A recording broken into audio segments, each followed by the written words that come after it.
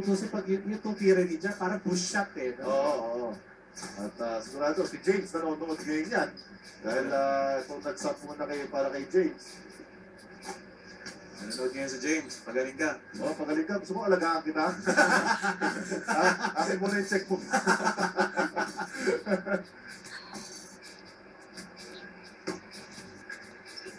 Ito, kailangan magabol ni Josh. He needs to get hot here.